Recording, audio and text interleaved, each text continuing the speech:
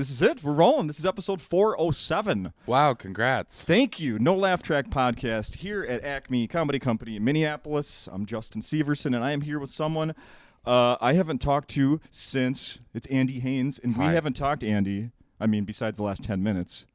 June 5th, 2013. Wow. Is the last time you did this podcast. So that points out two things. Holy shit, I've been doing this since before 2013. And it's been a long time since you've been here. Yeah, I think that's like shocking how long it's been. Yeah. I need to go back and make sure that I'm not telling any of the same jokes. I almost without fail go back when people come back a second, third, fourth, fifth time. I listened to the most recent episode that we recorded together. Uh-huh. I didn't bother doing that this time. Yeah, thank you. It's I been appreciate it. way too long. I cringe even just thinking of listening to myself from 2013. I have no interest in doing that whatsoever. Yeah, I was completely. I can't even imagine what I talked about. It was like I said, this is episode 407. That was episode 53. And all I have, and I'm going to read you the description of that episode. Okay. We talked about your young days as a pro skier, Okay. getting married, Okay.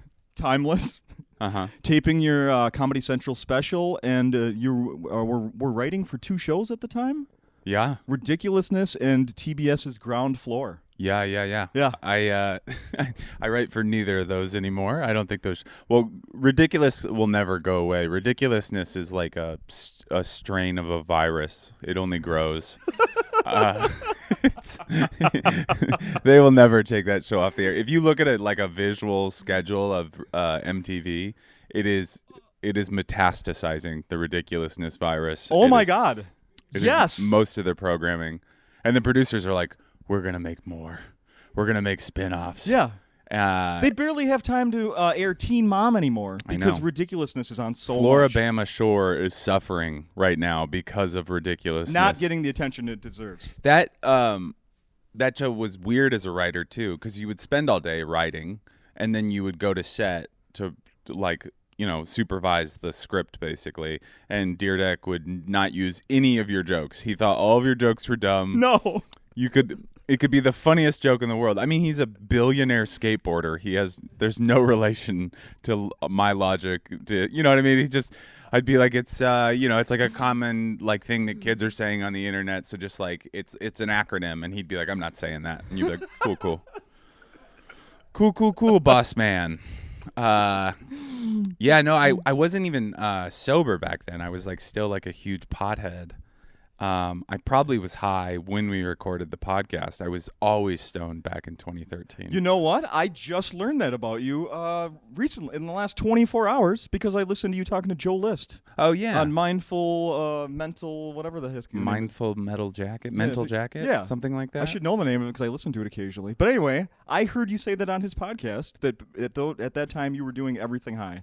Everything. Including what I just brought up, your Comedy Central special. Yeah, I didn't mean to get high before that, but I had You walked through a... I had no coping mechanisms back then, and I was so stressed out, and it was like the days of like when you could only travel with like edibles, and so Yeah. I had like all these like weed goldfish, like the goldfish crackers. Of course. And you couldn't like gauge the power of them. So I like 2 hours before showtime, I was like, I'm going to eat one of these. It's going to calm me down. I'll be fine. Yeah. Just one goldfish. And nothing happened, obviously.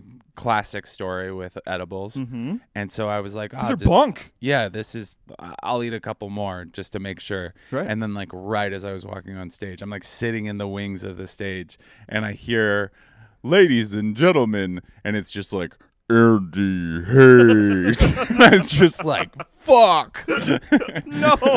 No. Oh, no. Yeah, so that was those days. Yeah, I've gotten divorced and remarried. Yeah. Gotten Ditto. sober. Oh, congratulations. Yeah. And I also live in New York now. I left Los Angeles for the big city. Sure. So you were probably living in L.A. back in 2013? Yeah, I lived in New sure. York 2008 to 2012, and then I moved to LA for 6 years. Okay. And I had done the TV writing thing, but I I was one of the few people who was not able to combine a career of being a full-time pothead and a TV writer. A lot of people are successful with it, but I was a mess, and so I got worse and worse writing jobs. It was like I got like the big sitcom job with the parking spot, and then it was like then I had to go back to ridiculousness with my hat in my hands, and then they were like, we got a spinoff for Nickelodeon, and I like went and did that. I was just like a mess, and eventually I was like writing like Instagram content for like a financial company for millennials. Really? And getting like the 12-15 spot at the Comedy Store, and I was like, I gotta make some changes. Yeah. So I went back to New York to just focus on stand-up, and best decision I ever made. Did you see the news today? Their recreational marijuana's coming to New York. Good for them. That's great. Is that great? I mean, everybody smokes. It is not a hard. Well, the city of New York, it's decriminalized. Right. Like a cop will be like, fucking go home, like, or they probably they'd say that to me, to a black teen. They'd be like, why do you have cocaine? And then they would reveal cocaine that they had on them. But it's not like, I mean, it's New York. It's not. There's rednecks and conservatives in parts of the state. People, I shouldn't say rednecks. Rednecks love weed too. But there's in the city of New York, people. I've seen a full train with a guy rolling a blunt on his lap. Like it's right. Nobody gives a shit about weed. It is not a problem. I would like them to criminalize the teens that sit on the stoop of my apartment and roll blunts and then right? smoke in the vestibule. I would like them to go to prison. But everybody else, you're welcome to smoke pot. These kids need to learn a lesson the hard way. Huh? They're assholes. They threatened my wife. I was like, but not like in a serious way. They just called her like a bitch or something. But my wife is, I couldn't threaten my wife, so I don't think I'm going to be able to protect her either. So It's fantastic. You did something. You got married during the pandemic. I did. I had a pandemic wedding. I matched my mask with my cummerbund. Come on. Not cummerbund, bow tie. There you go. Yeah.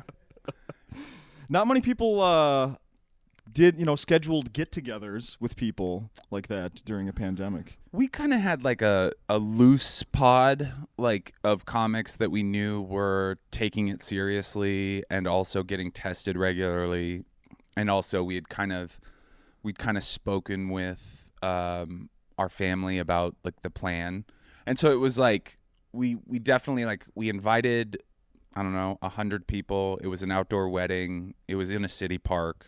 It was kind of guerrilla style. Like we didn't have permits or anything. So there was a chance you would have been escorted off the property? Yeah, but it was like 3 months after BLM. The cops in New York had like taken an advisory role in the city. I literally went up to the cop right before the wedding started, and I said, "Hey, we're gonna have a wedding right here." And the smoke cop, pot. Yeah, and we're gonna well, there was probably like a NYU student freebasing salvia next to me, but. He was just like, yeah, I don't care. Like, literally, I don't care. And I was like, okay, cool. Well, we're going to do that. And it was amazing. We, like, had some friends playing live instruments, like playing, like, Stevie Wonder song. And it was, like, a classic New York cab pulled up, and then she got out. And everybody in the park was, like, also, like, for such a cynical city, they all were like, a wedding, like. Oh, sure.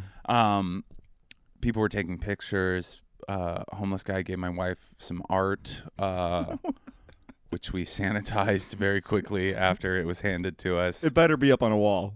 It is. Refrigerator? It is in like an office space kind of area. Okay. But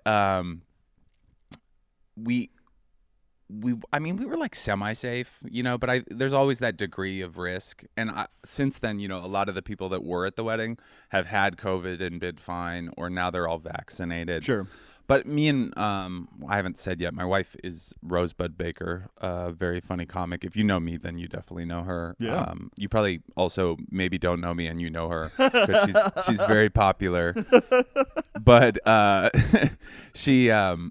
and I were like, well, we got engaged. Like our relationship moved very fast. We were like dating. The pandemic hit. We got engaged.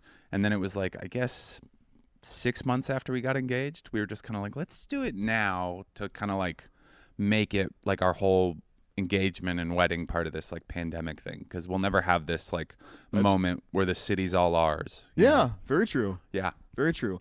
Also, not many people get their engagement written up in the Washington Post. When I'm doing my little research for the podcast here, you got written about in the Washington Post. Yeah. How did that happen? Fuck the New York Times styles page. Well, because I think we started the podcast that we do together, Find Your Beach. We started it like the day that the quarantine started. Yeah.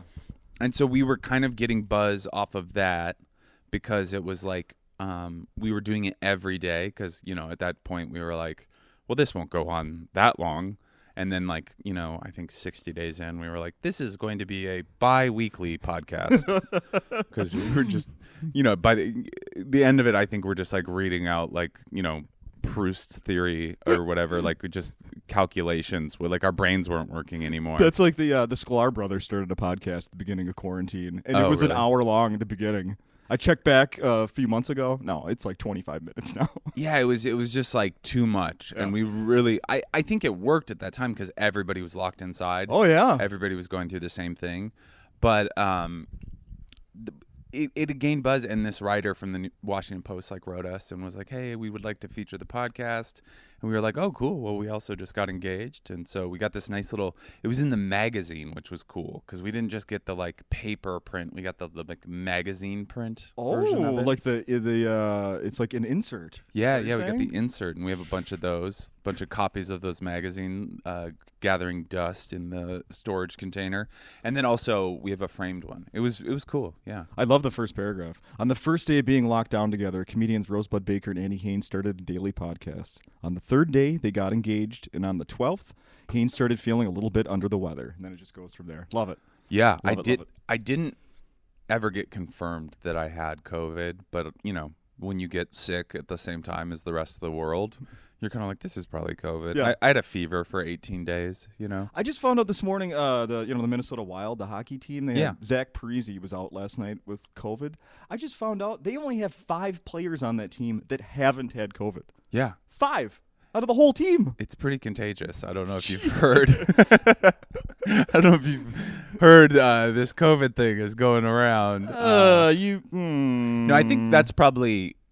I think about it now because like we were all so careful at the beginning. I mean, I was like washing my grocery bag. I was going outdoors with gloves on.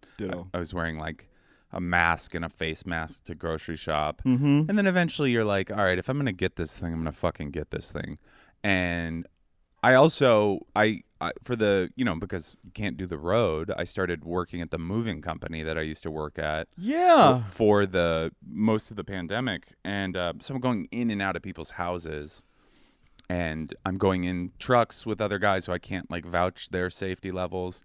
I never got sick again, and I'm vaccinated now. But I want to say that we probably have the same odds as the group of people at our wedding for who got either vaccinated or has gotten COVID. It's probably 5 people who haven't gotten one or the other. Yeah, probably. Like I know 2 people from our wedding that got COVID like last week. Oh. You know? But they were like, the whole careful thing was over, right? Everybody stopped, and they're like, yeah. One of them went to Puerto Rico and was just like, you know, I think like, you know, topless in a bar. And the other one was her dad.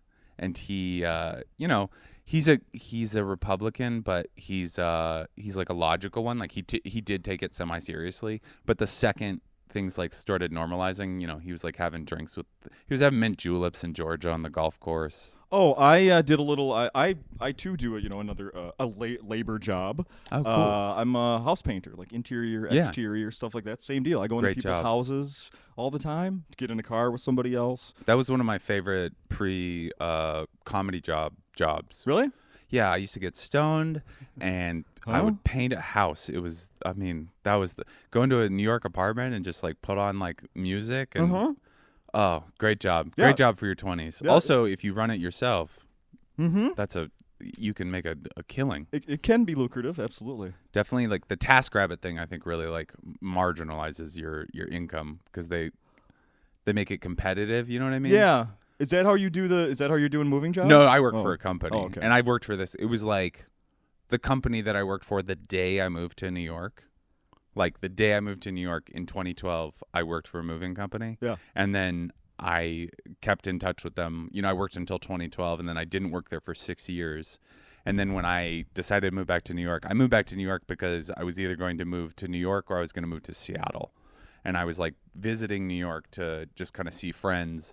And Mike Racine, amazing comic, had a room in his house that he was not using, which is like a rarity in New York. I was like, how much to borrow or to rent that room? And he gave me like a fair price on it. And then I called the moving company and I was like, hey, can I pick up some shifts? And I just started working for the moving company. Any of the same people still there? Like, son of a bitch, Andy, you're back. Yep, there definitely is. There was a couple guys that were like, we knew it. Yeah, they were like, you thought you could get away. Yeah, we saw you on Conan. Yeah, you thought you were all high and mighty in your Conan days. But honestly, one of the best things to ever happen to me. I feel like there's this weird thing where comics, especially, like nobody ever wants to talk about having to make money doing anything else. Yeah. And there's also like show business. So there's like comics that like work the road and they just do the road every weekend. And then there's also a lot of comics who, you know, they do comedy almost every night in the city they live in, but they like write for a show or they act on a show. Yep. And other than that, nobody wants to talk about anything. They're like, "Oh, no. I'm successful. I would never work another job." And I'm trying to normalize that because comedy's hard, and I think all these people feel ashamed about like not being able to like. New York City's a fucking nightmare to afford. Yeah, you know, it's like you can get like a room the size of your body for $1,500 a month that you have to share with someone. Yeah, and if you aren't up to like going to a different city every weekend, you have to like make a living somehow.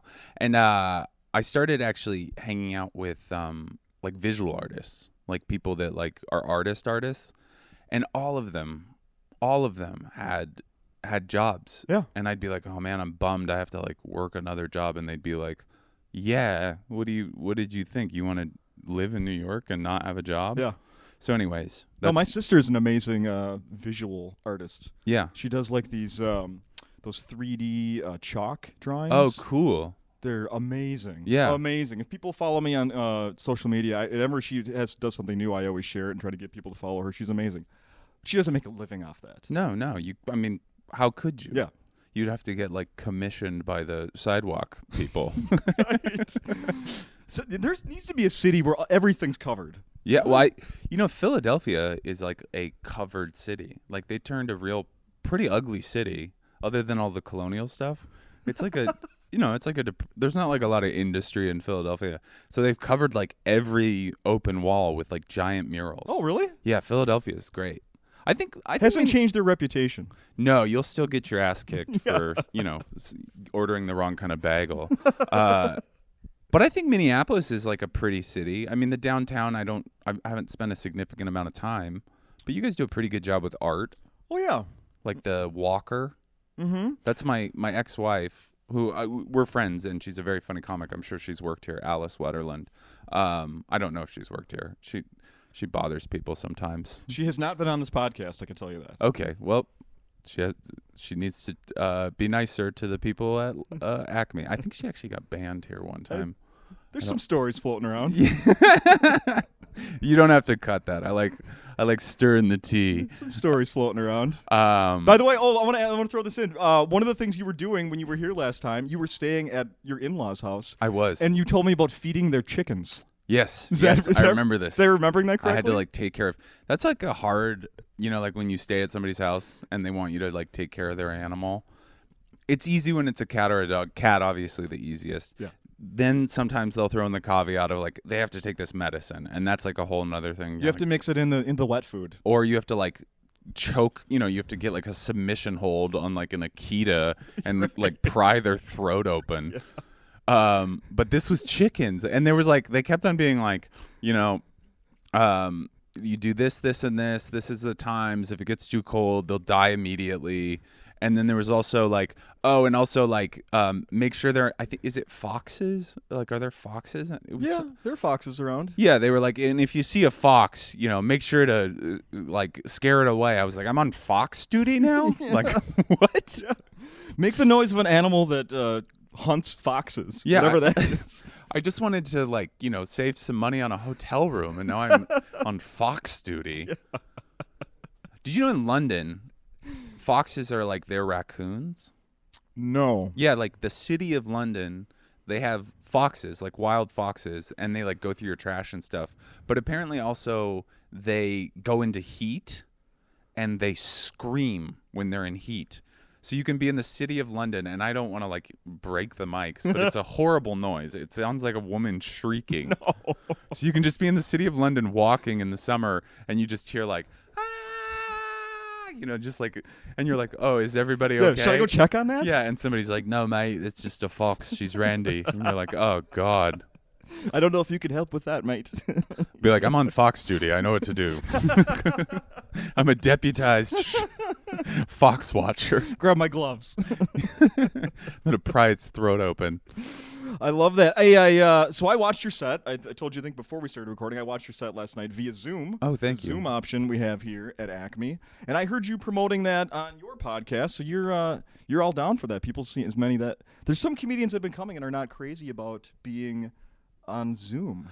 I think there's this, like, idea that your jokes... And I don't disagree with it, but I think there's this idea that, like, somebody's going to get a hold of your joke, and they're going to share your joke and ruin it for your special or something like that. But it seems to be, to me, that I like the documentation of like a joke in process. I like to see where a joke goes, and I don't usually like, I record the audio of it, but I don't have the video of it, and sure. I don't really care, like when it gets to the special, it's going to be a different joke than when it was on stage, when I was like working it out or whatever, the late night set or whatever that is. Yeah.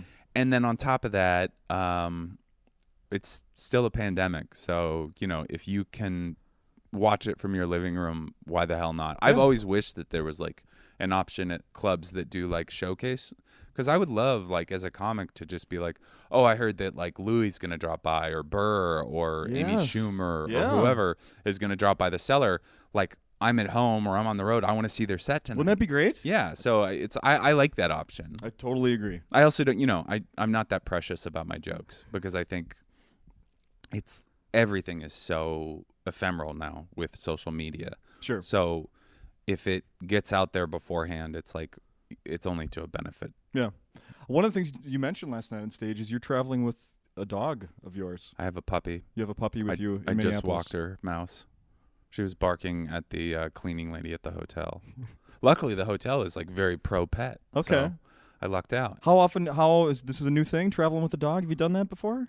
Well, I've traveled with her because, the pandemic, couldn't really like leave her and have somebody like coming back and forth to the apartment. I've never done the road with her. Yeah. Okay. Out not with my wife. Like when we go on the road, it's easy with the two of us, because one of us watches the dog in the green room while the other one is on stage. But this is new. She's like a pain in the butt, and she wants like so much. She wants to be with me all the time. When I leave her in the room, she starts barking, and it's not a nice bark. She's got like a little small dog bark. Oh no. But she's getting better at it, and I'm gonna go find her like some drugs, like some CBD chews or something like that, to maybe for tonight she'll be a little less yippy. We have like powerful drugs, we have like real like dog Xanax type of stuff. Yeah, I was like, where's he? What are you looking for? But it's grab a bottle from the bar here. Just gotta pour it in the just give her bowl. A Guinness. But she's like it's I feel bad giving her real drugs, because if you give her like even the smallest amount, she's just like a junkie wandering around the hotel room. She's like nodding off in a chair, and then she like, is peeing standing up, and it's just, it's not good. It's not good. She loses her decorum. She's horrible at fox duty when she's on her drugs. You bet. She lets all the chickens get attacked. You know that would have been a great sidekick for your Fox duty. I know, definitely. She is. I do love because like the road is lonely, and like you always say, you go on the road and you sit in these hotel rooms, and you're like, well, I'm gonna work on my masterpiece while I'm in during the day, right? And you never do that, and then you just end up like eating bugles by yourself in bed at night.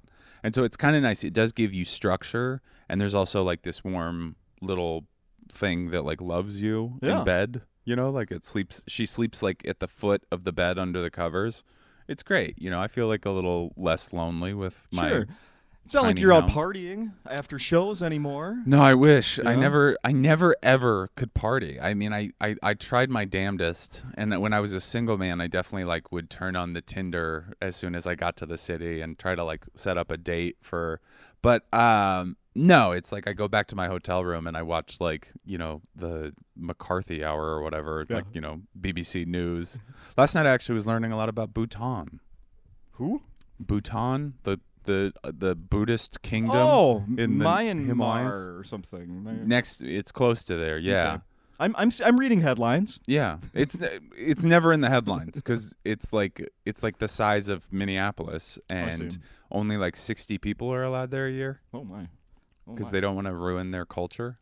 I want to bring up something else I heard on your podcast. Well, on your Instagram as well. Yeah. That you got to a certain number of Patreon people and you shaved your head. Yeah, you're hiding it right now a little with your hat, but it's it's been a few weeks. I can see it's growing back. I'd wanted to shave my head because I was like, I've been doing this like kind of architectural scam of like hiding my hairline, and I was like, I also I would love to, when I make enough money, I'm gonna just get it fixed. I'm gonna go to Turkey or one of these like third world despot countries and have some doctor who can't leave, who does it for cheap. I'm gonna have him do it. Our neighbor's sister just went to Mexico to get like lap band surgery. Yeah, tell her to send me their lap band person. Maybe they know a good hair guy. But I'm not like, some people are very good at like hiding their insecurities, and I love to highlight them. But also, yeah, it was like you got to give the viewers incentive. So we like shaved it live on the podcast. But it's kind of interesting because I like it. I'm also like a little self-conscious because one of my viewers like 2 weeks ago, I think I said this on stage last night, was like, you look like the cop from the George Floyd thing, like as soon as I shaved my head. And I was like, well, fuck, I got to be in Minneapolis in like 2 weeks. This is horrible. Like, I got to start investing in hats. You did say that on stage last night? Yeah. I was. And then this morning I saw a picture of that cop, ex-cop, and I was like, Jesus, he's not lying. I'm just going to get my ass kicked, like going to Whole Foods. People are like, there he is. They'll be like, no, it's not me. But yeah, it's weird because I shave my head, and it's like once you see your full balding, like you can't, the jig is up as far as like your youth. You can't be like, I still got it. I'm like one of the kids. It's like, no, you're almost 40. Come on. Oh my God. So before we started recording this, I was telling you a dumb story about watching The Love Boat. Yeah. On that same episode of The Love Boat, Captain Stubing, they were getting ready for a costume party later that night, and he was going to be Cary Grant, Judy, and they brought him in this wig, and then Phyllis Diller, who was one of the guest stars, she was playing his high school classmate. She walks in, it's the first time she's seen him in decades, and he's wearing the Cary Grant wig, and then she thinks like, oh, I can't. You've held up so well. And then the whole episode was him debating whether he needs to be honest with her and take off the wig and show his real bald head, or leave it on and live up with the facade. So. It's so fun. It's like another one of those things that people are like so insecure about. And I lived in LA for 6 years, where like nobody ever lets themselves like have a blemish. Right. Everybody's like totally fine with like injecting their face with like recycled plastic. And you lost a hair, you should just cut your head off. Yeah, they're like, oh, you're gonna want to like fake an accident, go home to Seattle till you can get that hair back.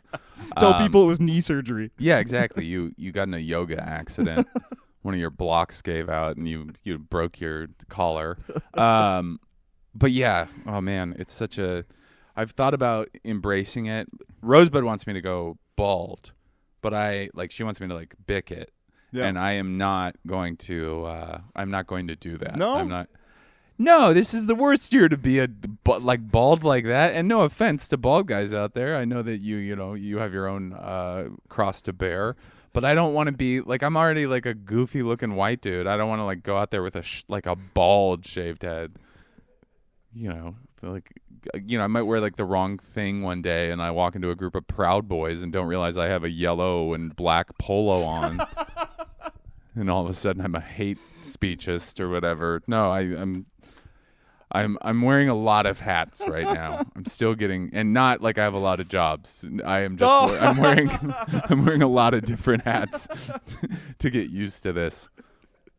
I've thought about bleaching it again because I bleached it like mid-pandemic. It was pretty gross. But I've thought about like doing because like all the cool young kids can like bleach their shaved head and then they can like dye it a cool color. And that's like a real like sad old guy thing to do. But I've still thought about doing it because I can just I've been auditioning for a while. Nobody needs me I don't need to lead a TV show. It's fine. I might mess up my Orkin commercial that I was about to get, but whatever. You know what a lot of people do, I just realized, is they do the to balance. It'll be like nothing here and then full. That's the thing. Facial hair. I can't grow facial hair. I think I had a dream last night that I had facial hair. I woke up with this relief of like, I can finally grow facial hair. And now I'm like realizing, no, you still can't grow facial. I definitely had a dream last night where I grew a full beard and I was like, I'm back. Bald face and bald head. It's not, that's the thing is like, it's sexy if you can go bald and then have like the light beard, especially the light beard, but like the goatee, whatever. I don't grow almost any facial hair. Like I haven't shaved for like 4 days. Like this is, I must have low T. That's what somebody's going to say is they beat me up. They'll be like, you have low T. My grandpa used to say, he was bald, he would say that he hit an age and that I needed to be careful where one day it all falls off your head and lands on your chest because he had a really hairy chest. For a long time, I believed that. I'm a North American hairless. Like it is not.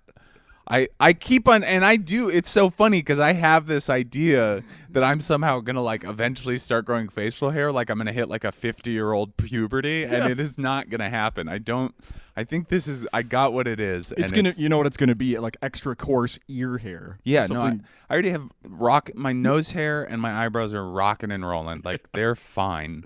I don't understand. Like I have a joke that I don't do anymore, but it's about how.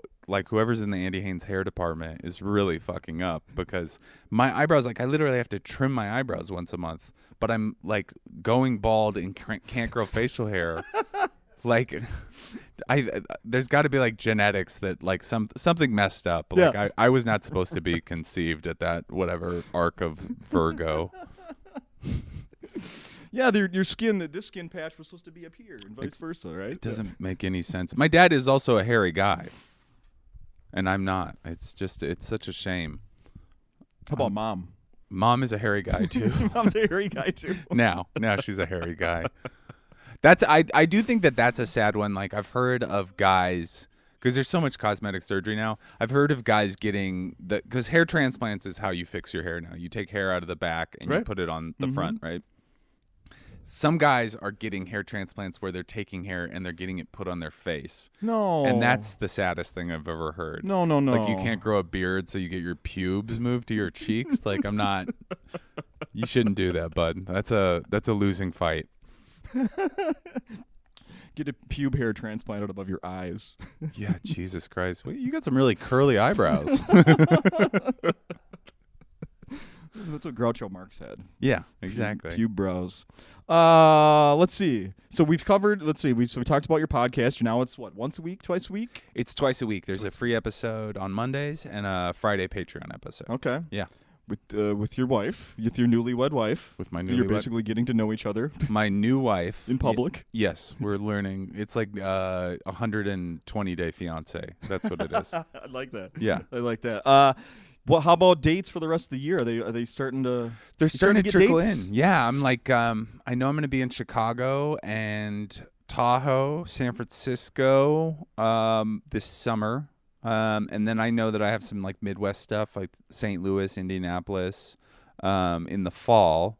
But it's all like, I think everybody wasn't really ready for it to open as quickly as possible. So I keep on getting like pretty quick like turnaround. Oh, sure. So like I have no idea what like the spring. I'm gonna be at Comics in Connecticut next week. So if you're in the I don't know what area you call that, New England. If you're gonna be in New England in next week, if you're in New England next week, not if you're gonna be, but whatever. I'll be at I think it's Mohegan Sun doing comics. Well, that sounds like a casino. It is. Yeah. It's very much a casino.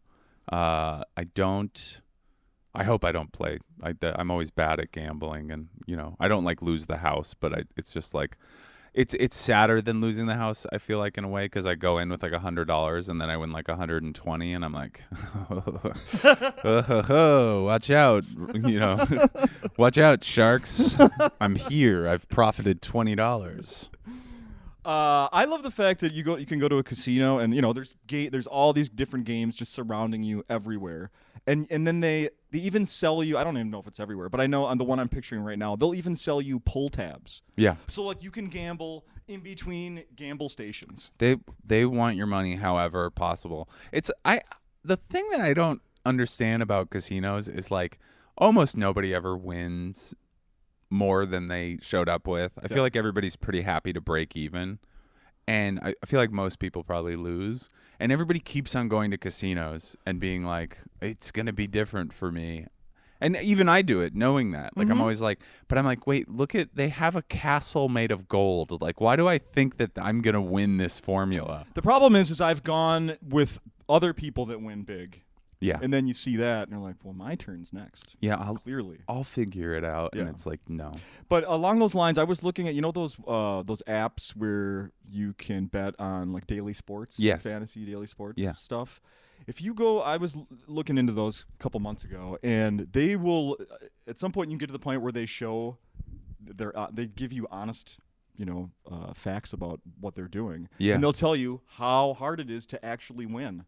It's so fucking low. Your odds of winning on that, on just like you're saying, like at a casino or on one of these apps. Yeah, there's a reason. Like they're telling you. There's a reason why these people are rich, and we keep on being like, but I got the answer. Yeah. You have a 10% chance of maybe getting a little bit of your money back, but you'll eventually lose it all. I'm in. A friend was really into poker. Remember when poker was like the biggest thing in the world? Yeah. And he was, spending his entire savings and living on poker. And he told me, he was like, it's fine. I talked to some professional poker players, and they said you have to lose $50,000 to even learn how to play poker.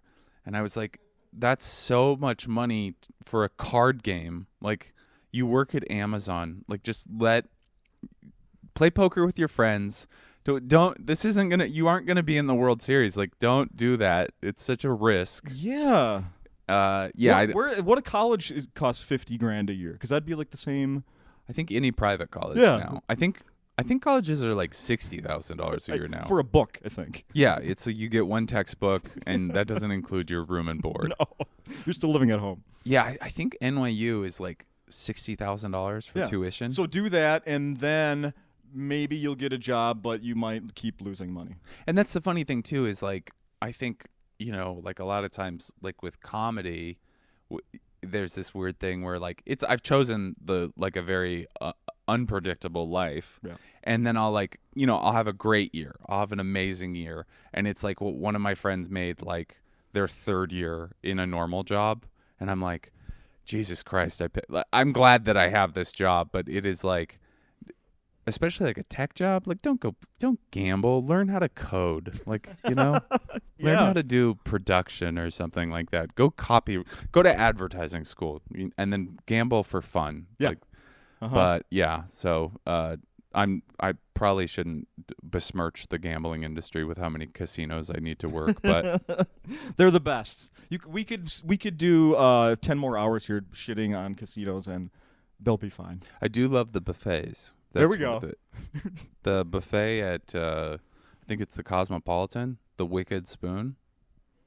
go to it if you're in Vegas. I went to a casino. I spent a night a few months ago and did a little bit of gambling. Won a little bit. Congrats. But the one drawback was because of COVID, the buffet was not an option. Completely closed. Yeah, it's I don't understand why people are trying to like. That's the funny thing about COVID is people are trying to force normal life back so quick, and they'll like be like, oh, I went to a resort, and then I'll be like, oh, did you do this? And they're like, that was closed. And they're like, was the hot tub open? Closed. Was the gym open? Closed. Yoga classes? Closed. Beach? You could reserve a time to go to the beach. It was like, why did you go? Exactly. Just buy one of those cheap VR headsets and sit in your hot tub. Yeah, there or you go. Your bathtub, not your. And also make sure it's not plugged in. Do the battery powered ones. Yeah, everyone in your scenario has a hot tub at home. Yeah, you guys all have hot tubs, right?